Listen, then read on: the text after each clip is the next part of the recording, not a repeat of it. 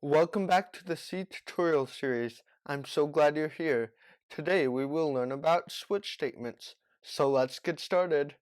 I created a file called switchStatement.c and we're going to create a switch statement.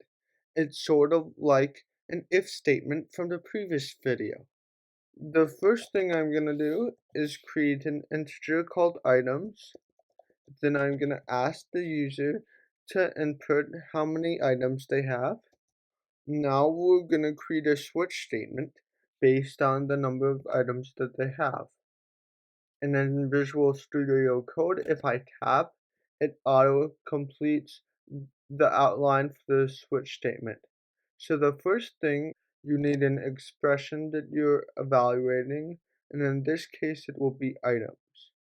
Now case, like an if statement, it's gonna see if there is 0. And if the user enters 0, I'm going to say you have no items. And then at the end of each case statement, you need a break, which breaks out of the entire switch statement. I'm going to add a few more cases here, a case for 1 and 2 items. And it's important to remember to put break after every single case. And if you do this, it will exit properly. And the default case runs if no other case is true. So in this case, if items isn't 0, 1, or 2, it will run default. So I'm just gonna have it print out you have more than 2 items. Now let's run this to see if it works. It tells me to enter the number of items, so if I put 0, it says you have no items. If I run it again and I put 2, it says you have 2 items. And I should have a new line character after here. And then I'll run it again. And if I put 5, it says you have more than 2 items, since in that case the default statement runs. Now let's see what happens if we forget to include the breaks.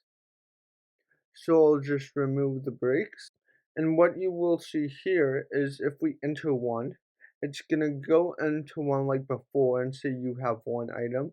But since it doesn't break, it's going to fall into case 2 and say you have 2 items. And then it's going to also fall into the default case and say you have more than 2 items.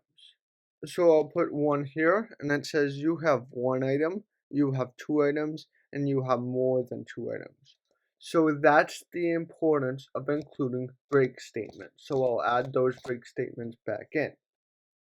However, there are certain cases where you don't want to use a break statement if you want it to fall through on purpose.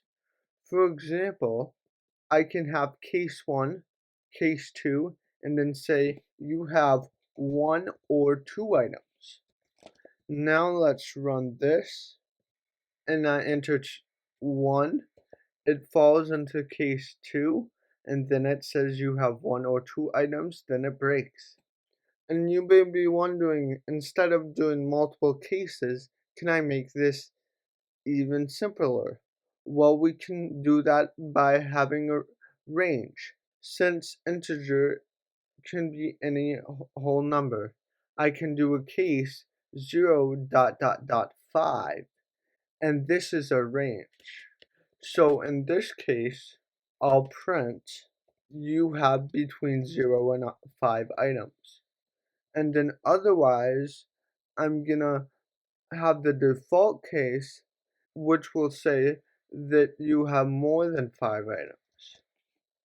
So let's run this to see if it works. The first case, I'll do 0, and that outputs you have between 0 and 5 items, which is true. Now I'll put 5, and that's still between 0 and 5 because it's inclusive. And now, if I enter 6, the default case will run, and it says you have more than 5 items. And that's an introduction to switch statements in C. Next, we will learn about functions in our C programs.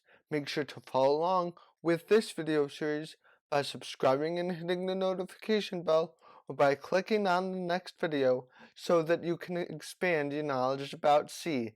Thank you so much, and as always, I can't wait to see you next time!